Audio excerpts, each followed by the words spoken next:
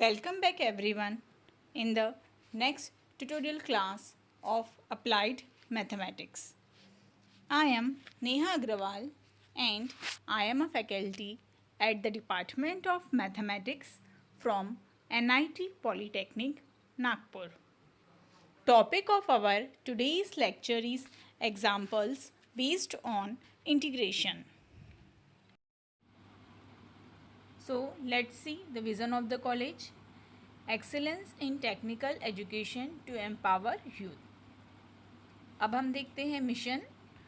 Impart quality technical education to prepare students with excellent technical skills. Develop competent and employable diploma engineers and responsible citizen. Strengthen industry institute interaction. So let's see the course outcome. Solve the given problems of integration using suitable method and apply the concept of integration to find area and volume. So अब हम देखते हैं learning outcome.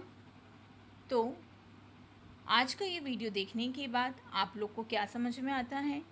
So let's see what are the learning outcome. So after watching this video, you will be able to know how to solve examples based on integration and how to use standard formula of integration. तो आज का ये video देखने के बाद आप लोग integration से रिलेटेड एग्जाम्पल्स को सॉल्व करना सीख पाएंगे और स्टैंडर्ड फॉर्मूला ऑफ इंटीग्रेशन जो आप लोग के पास दिए हुए हैं उनका कहाँ पर यूज़ करना है, किस तरह से वहाँ पर अप्लाई करना है, ये भी आप अच्छे से समझ पाएंगे. तो आज हम इंटीग्रेशन के ऊपर डिपेंड कुछ और डिफरेंट टाइप के एग्जांपल्स को सॉल्व करना यहाँ पर सीखने वाले हैं.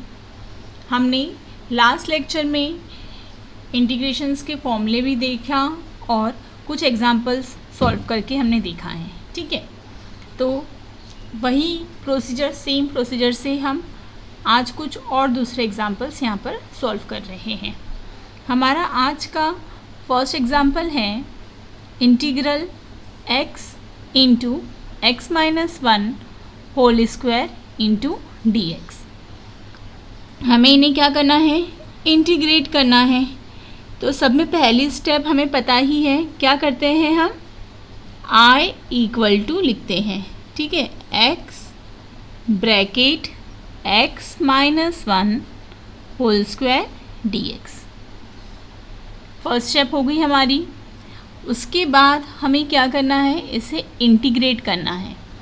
तो इंटीग्रेट करने के लिए यहाँ पर देखिए जो टर्म हमें यहाँ दिखाई दे रहे हैं वो दोनों टर्म कैसे दिखाई दे रहे हैं, मल्टीप्लिकेशन में. x है और x माइनस 1 मल्टीप्लिकेशन में है. तो मल्टीप्लिकेशन में होने की वजह से हम इसे क्या नहीं कर सकते, हम इसे अभी डायरेक्टली इंटीग्रेशन का साइन प्रोवाइड नहीं कर सकते. तो अभी ये सॉल्व होगा क्या, नहीं. तो अभी हमने अगर कोई टर्म मल्टीप्लिकेशन में हो तो उसे सॉल्व करने के लिए कोई रूल भी नहीं पड़ा है. ठीक है, तो इस तरह का जब भी कोई टर्म आएगा और उन्हें सॉल्व करना है तो क्या करना है, बहुत ही ध्यान से देखना है कि हम यहाँ पर क्या कर सकते हैं. तो देखिए सब में पहले हम यहाँ पर क्या यूज़ करेंगे, हम यूज़ कर रहे हैं a minus b whole square का फॉर्म. वो क्या हो जाता है, a स्क्वायर minus 2ab plus b square. Okay, so I equal to integral x as it is in the bracket x square minus 2. a की जगह क्या है x, b की जगह है 1 प्लस फिर से b की जगह पे क्या है 1 square, bracket complete into dx. Okay, equal to x bracket में क्या है x square minus 2 into x into 1 2x plus का साइन जैसे का वैसा, 1 का square means 1, bracket complete into dx। अभी हमने सिर्फ होल स्क्वायर फॉर्म यहाँ पर लगाया, लेकिन अभी भी ये टर्म मल्टीप्लिकेशन में ही है। तो अब हम क्या करेंगे, अब हम ब्रैकेट के बाहर जो x है उसे क्या करेंगे, ब्रैकेट से मल्टीप्लाई कर देंगे। तो x इंटू एक्स स्क्वायर क्या हो जाएगा, दोनों टर्म मल्टीप्लिकेशन में है तो उनके पावर को क्या करते हैं, ऐड करते हैं। नहीं समझ में आ रहा है तो एक स्टेप और यहाँ पर हम ऐड करके लिखते हैं, x into x square minus 2 into x into x. ये 2x पहले से है और हमने ये x से यहाँ पर इसे मल्टीप्लाई किया। ओके,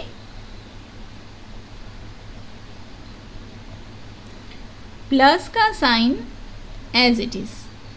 अब x मल्टीप्लाई बाय 1, ब्रैकेट के बाहर जो x है उसे हमने 1 से मल्टीप्लाई किया। सो x इंटू 1x। यहाँ पर हमें फिर से क्या देना है, bracket into dx। Next step हो जाएंगी हमारी। हमने देखा है जब भी कोई दो टर्म बेस उनके सेम हो और मल्टीप्लिकेशन में हो तो हम क्या करते हैं, हम उनके पावर का एडिशन करते हैं। तो यहाँ पर भी x और इंटू एक्स स्क्वायर है तो उनके पावर का हम एडिशन करेंगे तो वो हो जाएगा x cube minus 2x square plus x into dx।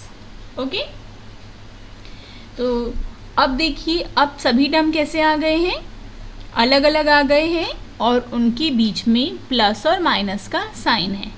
तो अब हम यहाँ पर इन सभी टर्म को सेपरेटली इंटीग्रेशन का साइन और dx प्रोवाइड कर सकते हैं। ओके,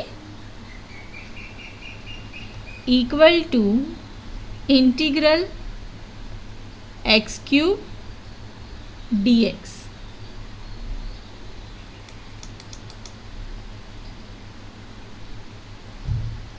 माइनस इंटीग्रेशन का sign 2x square dx plus integral x dx। First term तो एज इट इज़ ही रहेगा, लेकिन सेकेंड टर्म में इंटीग्रेशन में 2 भी लिखा है जो कि क्या है, कांस्टेंट है। तो हमें उस 2 को क्या करना है, उसे हमें इंटीग्रेशन साइन से बाहर लिखना है। तो ये हो जाएगा 2 time integral x square dx plus integral x dx। Okay, अब नेक्स्ट स्टेप में हमें क्या करना होगा, हमें इंटीग्रेशन का फॉर्मूला यूज़ करना होगा। तो अब हम कौन सा फॉर्मूला यूज़ करने वाले हैं, integration of x raise to the power n dx का। ये हो जाता है x to the power n plus 1 divided by n plus 1 plus c। Okay, तो इस फॉर्मूले को ध्यान में रखते हुए अब हम यहाँ पर हमारा first integration of x raise to the power 3 लिखते हैं। तो यहाँ पर n की जगह लिखा है 3, तो ये हो जाएगा x to the power 3 plus 1 divided by 3 plus 1 minus 2 as it is. Second वाले इंटीग्रेशन में भी फिर से x to the power n वाला ही फॉर्मूला लगेगा, वो हो जाएगा x to the power 2 plus 1 divided by 2 plus 1। Okay, plus integration of x, इसमें भी सेम यही फॉर्मूला लगेगा। ओके, यहाँ पर पावर में कुछ नहीं है, इट मीन्स क्या है, 1 है। तो यहाँ पर n की वैल्यू क्या है, 1। ओके, तो इंटीग्रेशन ऑफ जो x dx रहता है, इसमें बहुत सारे स्टूडेंट कंफ्यूज हो जाते हैं और रॉन्ग करते हैं, तो ये आप लोग को बहुत ध्यान रखना है। ओके, यहाँ पर पावर में कुछ नहीं था तो क्या रहता है, वो 1 रहता है ऑटोमेटिकली, जो कि हम नहीं लिखते हैं। ओके, तो यहाँ पर अभी n की वैल्यू 1 दी हुई है, तो ये टर्म क्या हो जाएगा हमारा, x raise to the power 1 plus 1 divided by 1 plus 1। Last में हमें क्या लिखना है, प्लस c। प्लस सी लिखना कंपलसरी है। ओके, अगर प्लस सी नहीं लिखा तो वह आंसर आपका रॉन्ग हो जाएगा। ओके, या फिर मार्क्स भी कट हो सकते हैं।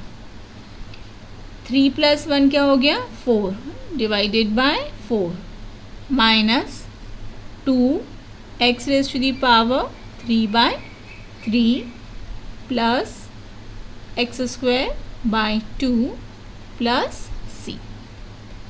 ओके, ये हमने क्या कर लिए, इंटीग्रल हमारा फाइंड आउट कर लिए। ये है हमारा फाइनल आंसर। ओके, तो आप लोग को यहाँ पर ध्यान देना है कि क्या करना है। तो सब में पहले अगर कोई टर्म मल्टीप्लिकेशन में होगा तो ध्यान देंगे, तो हमने यहाँ पे सब में पहले उसका फॉर्मूला लगाए, ठीक है, थोड़ा सा सिंप्लीफाई किए। उसके बाद भी वहाँ पर जो ब्रैकेट के अंदर x था वह हटा क्या नहीं, हमने स्टार्टिंग में ही अगर वो x से अगर मल्टीप्लाई किए हुए रहते तो क्या होता, थोड़ा सा है ना, मतलब बाद में अगर होल स्क्वायर फॉर्मूला लगाते तो थोड़ा सा कैसे कोई बच्चों को कंफ्यूज हो जाता है, कॉम्प्लिकेटेड हो जाता है। ओके, इसलिए पहले हमने होल स्क्वायर फॉर्मूला लगाया और फिर बाद में ब्रैकेट के बाहर जो x था उससे हमने ब्रैकेट को मल्टीप्लाई किया, जिससे कि हमारा जो टर्म मल्टीप्लिकेशन में दिखाई दे रहा था वह वहाँ से हट गया। ओके, और फिर हमने सिंप्लीफाई करते हुए उसे सॉल्व कर लिया। हमारा नेक्स्ट एग्जाम्पल है integral 1/√x into 1 + 1/x dx। यहाँ पर भी हमारे पास दो टर्म हैं और उनके बीच में मल्टीप्लिकेशन है, तो अभी हम इसे डायरेक्टली इंटीग्रेशन प्रोवाइड कर सकते हैं क्या, नहीं। तो ये अभी सॉल्व होगा क्या, बिल्कुल भी नहीं। ओके, तो इसे सॉल्व करने के लिए हमें क्या करना पड़ेगा, अब यहाँ पर कुछ टर्म है नहीं स्क्वायर वगैरह लगाने समान, तो हम क्या करेंगे, डायरेक्टली हम यहाँ पर ये जो ब्रैकेट के बाहर 1/√x है उससे ब्रैकेट के टर्म को मल्टीप्लाई करेंगे। ओके, तो हम फर्स्ट स्टेप में 1/√x से ब्रैकेट के टर्म को मल्टीप्लाई कर रहे हैं, equal to integral 1/√x into 1/√x plus 1/√x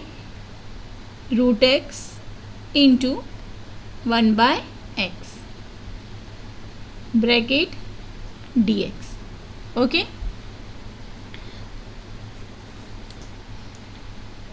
अब हम इन दोनों टर्म को सेपरेटली इंटीग्रेशन का साइन और dx प्रोवाइड कर सकते हैं। Okay, integral 1/√x dx plus, but इससे पहले हमें क्या करना है, एक स्टेप और सॉल्व करना है। प्लस के बाद जो हमें टर्म दिखाई दे रहा है वहाँ पर भी दो टर्म है। ओके, तो इनका मल्टीप्लिकेशन करते हैं, न्यूमरेटर का मल्टीप्लिकेशन न्यूमरेटर से, तो 1 इंटू 1 डिवाइडेड बाय डिनोमिनेटर के टर्म का भी मल्टीप्लिकेशन करते हैं। तो आप सभी को पता ही है √x का मतलब क्या होता है, x to the power 1/2, root का मतलब पावर में 1/2। तो अब हम लिख रहे हैं x to the power 1/2 into और क्या है वहाँ पर x। अभी हमने इसके पहले वाले एग्जाम्पल में किया, देखिए क्या किया हमने, जब बेस सेम थी तो हमने पावर में एडिशन किया। ओके, किया है हमने। वही सेम चीज़ अब हम यहाँ पर भी करेंगे, सिर्फ वह टर्म कहाँ पर है, वह टर्म डिनोमिनेटर में लिखा हुआ है। Okay, integral 1/√x plus 1 divided by x raise to the power 1/2 plus 1। Okay, तो 1/2 प्लस 1 क्या हो जाता है 3/2। हमारा फर्स्ट टर्म जैसे का वैसा, और यहाँ पर हमने पावर का एडिशन करके उसे लिख दिया 3/2। अब हम यहाँ पर क्या कर सकते हैं, इन्हें सेपरेटली इंटीग्रेशन का साइन और dx प्रोवाइड कर सकते हैं। तो हमने फर्स्ट टर्म को इंटीग्रेशन का साइन और dx दिया और सेकेंड टर्म को, ठीक है। लेकिन हमें पता है कि इंटीग्रेशन ऑफ 1/√x क्या होता है, लेकिन हमें क्या नहीं पता, हमें ये नहीं पता integration of 1/x raise to the power 3/2 क्या होता है। तो ये जो x का पावर 3/2 ये टर्म कहाँ पर है, डिनोमिनेटर में। अगर हम इसे न्यूमरेटर में लेके जाएंगे तो ये पावर में अभी कौन सा साइन है, प्लस का, तो वो क्या हो जाता है माइनस। सिर्फ अगर हमने अभी क्या किया, हमने 1/x raise to the power 3/2 dx को इंटीग्रेशन -3/2 dx के फॉर्म में लिखा, ठीक है। जो भी टर्म अगर डिनोमिनेटर में रहे और उसे न्यूमरेटर में लेके जाते हैं तो पावर में क्या आ जाता है, माइनस का साइन आ जाता है। ओके, अब नेक्स्ट स्टेप में हम इंटीग्रेशन प्रोवाइड करेंगे। डेरिवेटिव ऑफ हमने पढ़ा है, डेरिवेटिव ऑफ √x क्या होता है 1/2√x। ओके, तो इंटीग्रेशन ऑफ 1/√x dx ये हो जाता है 2√x। क्या हो जाता है 2√x। ये टर्म क्या हुआ, ये d कहाँ गया, दूसरी तरफ गया तो इंटीग्रल के साइन में कन्वर्ट हुआ, ठीक है। ये d इस साइड में आया तो इंटीग्रेशन के साइन में, ये टर्म जैसे का वैसा, और ये जो dx है वो भी दूसरी तरफ चली गया, तो सिर्फ यहाँ पर क्या रहा आपका √x रहा, ठीक है, रेसिप्रोकल करते समय। लेकिन हमें सिर्फ किसका चाहिए, √x का चाहिए। तो ये 2 वैसे भी कांस्टेंट है, तो उसे इंटीग्रेशन से आप बाहर करेंगे, तो इंटीग्रेशन से बाहर किया हमने तो ये 1/2 हो गया, डिनोमिनेटर में है तो उसे हमने दूसरी तरफ लाया तो वो हो गया 2√x। इसका मतलब कि इंटीग्रेशन ऑफ 1/√x क्या हो जाता है, इंटीग्रेशन ऑफ 1/√x dx होता है 2√x प्लस c। ओके, तो हम यहाँ पर वही यूज़ करेंगे, integration of 1/√x equal to 2√x plus, अब हमें integration of x raise to the power -3/2 ये भी हमें नहीं पता है। x बेस है और 3/2 कांस्टेंट टर्म है, तो हमें कौन सा फॉर्मूला यूज़ करना है, this one, x raise to the power n वाला ही। x यहाँ पर भी बेस में है, n की जगह अभी क्या लिखा हुआ है 3/2 लिखा है, ठीक है। तो जहाँ पर n है वहाँ पर -3/2 लिखा है, सॉरी, तो -3/2 लिखेंगे और हम यही सेम फॉर्मूला इंटीग्रेशन का अब वहाँ पर अप्लाई करेंगे।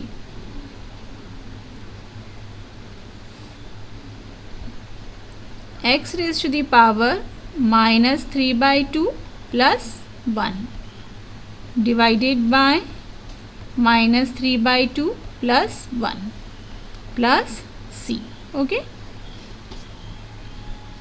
Equal to 2√x plus -3/2 plus 1 क्या हो जाएगा, ये हो जाएगा -1/2, ओके। डिनोमिनेटर में भी क्या आ जाएगा, -1/2 plus c, 2√x as it is, ये प्लस का साइन और ये माइनस के साइन का क्या हो जाएगा, मल्टीप्लिकेशन, तो अपोजिट साइन गेट माइनस, ये 2 ऑटोमेटिकली कहाँ चल जाएगा, न्यूमरेटर में, तो हमने ये 2 को यहाँ लिख दिया, इनटू डिनोमिनेटर में कुछ रहा क्या, नहीं, 1 नहीं लिखा तो भी चलता, x raise to the power -1/2 plus c। चाहे तो इसे यहाँ तक लिखकर भी स्टॉप कर सकते हैं, नहीं तो और क्या कर सकते हैं, अब अभी मैंने बताया पावर में कोई टर्म अगर हम डिनोमिनेटर से न्यूमरेटर में लेके जाते हैं तो माइनस का साइन लिखते हैं, वैसे ही न्यूमरेटर से डिनोमिनेटर में लेकर आ सकते हैं, इसे क्या कर सकते हैं, ये न्यूमरेटर में है, इसे डिनोमिनेटर में लेकर आएंगे तो जो माइनस का साइन है वो क्या हो जाएगा, प्लस, तो हम उसे लिख सकते हैं x raise to the power 1/2, 2√x minus 2 x raise to the power 1/2 मतलब √x प्लस c, ठीक है। अब इसके आगे ये सॉल्व नहीं हो सकता, तो अब क्या करेंगे, इसे यहीं पर स्टॉप कर देंगे। बहुत ही छोटी छोटी सी स्टेप है, आप लोग को क्या करना है, बहुत ध्यान से समझना है, ठीक है, ध्यान से देखिए, नोट डाउन करिए, 1-2 बार खुद इस प्रॉब्लम्स को सॉल्व करके देखिए, भले ही ये सॉल्व किया हुआ हो, फिर से आप भी ट्राई करिए कि कौन से स्टेप कब करनिया है, तभी आप इसे क्या कर पाएंगे, अच्छे से समझकर आगे आपके जो भी होमवर्क के एग्जाम्पल्स है सॉल्व कर पाएंगे। तो ये आप लोग की प्रैक्टिस क्वेश्चन है, ओके, 6 क्वेश्चन है, ओके, तो इन्हें आपको सॉल्व करना है।